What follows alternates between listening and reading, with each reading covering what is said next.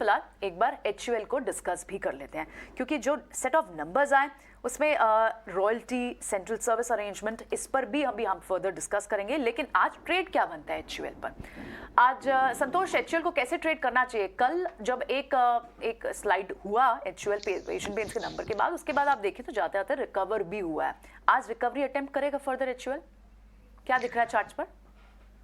HUL की बात करें तो न्यूज मिक्स है। एक न्यूज पॉजिटिव के रिजल्ट्स अच्छे हैं, लेकिन वो रॉयल्टी की बात है। लास्ट टाइम भी इसी न्यूज पे एक स्टॉक में बड़ा फॉल आया, तो देखना होगा कि इस बार आता है नहीं, क्योंकि टेक्निकल स्ट्रक्चर बुरा नहीं है। टेक्निकली ये अपने इंपॉर्टेंट मूविंग एवरेज जो 2600 के आसपास है उसके ऊपर ट्रेड कर रहा है, तो ये 2600 के ऊपर है तब तक तो बुलिश व्यू है। लेकिन इन केस अगर प्री ओपनिंग में ही समझ में आ जाएगा कि 2600 के नीचे खुलता है तो शायद फिर स्ट्रक्चर वीक होगा और स्टॉक में प्रेशर बनेगा। लेकिन अगर ये 2600 के लेवल को होल्ड कर जाता है तो मेरा व्यू खरीदारी की साइड ही रहेगा, क्योंकि ओवरऑल स्ट्रक्चर बुलिश है। ऊपर में 2700 का एक रेजिस्टेंस है, 2700 क्रॉस करता है तो फिर इसमें एक फ्रेश एक्सपांशन फेज देखने को मिलेगा। HUL पर विस्तार से हाँ बातचीत भी होगी, और HUL पर ये जो लेटेस्ट डेवलपमेंट नतीजों के अलावा जो आया है इस पर विस्तार से बात करनी चाहिए, क्योंकि अजय जिस तरह से हम देख रहे हैं पेरेंट कंपनी को अब ज़्यादा रॉयल्टी देनी होगी, इसका इम्पैक्ट किस तरह से दिखेगा? मैं आपको कुछ इनके कमेंट्री दिखवाता हूँ। ये रॉयल्टी जो है ना हर कुछ सालों में 3-4 सालों में आती है, क्योंकि पेरेंट को इनको देती। जरा मैनेजमेंट ने कोर्स लिखे है डायरेक्टर साहब। दो बातें हैं, बाजार कैसे लेगा उसको मैं आपको उसका आंसर देता हूँ। एक तो ये कि फ्रंट लोडेड है ये, तो काफ़ी ज़्यादा हिस्सा उनको पहले साल में देना पड़ेगा।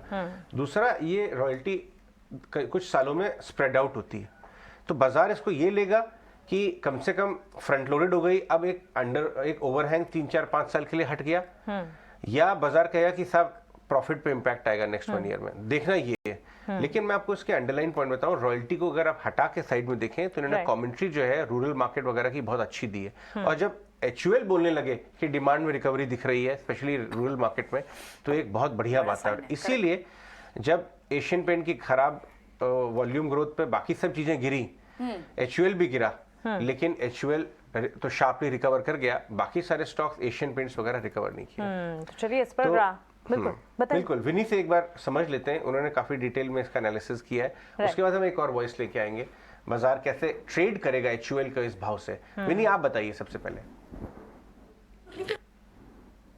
मेनली वो जो कंसर्न था वो है कि उनकी जो रॉयल्टी है वहाँ के, उसके लिए ये एक फैक्टर प्ले करता है, क्योंकि काफ़ी सारे ब्रोकरेजेस ने एक्चुअली ये EPS कट भी कर दिया है।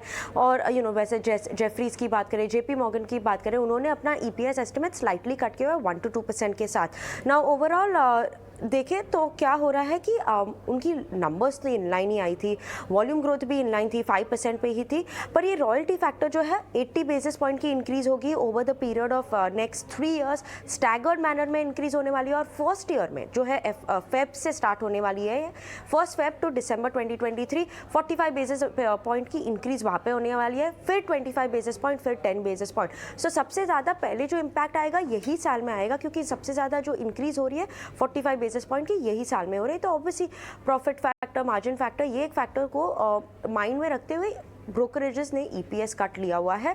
All in all numbers in line थे, profit, revenue, margin in line, volume growth in line, overall strong performance भी देखिए उन्होंने अपने डिफरेंट कैटेगरीज में, जैसे होम केयर बात करें, फूड और रिफ्रेशमेंट में गुड ग्रोथ देखिए, तो ये एक फैक्टर है। और उन्होंने ये भी हाईलाइट किया कि रूरल ग्रोथ भी अभी रिकवर होते हुए देख रही है, तो ये इंपॉर्टेंट हाईलाइट्स आ रही है HUL से।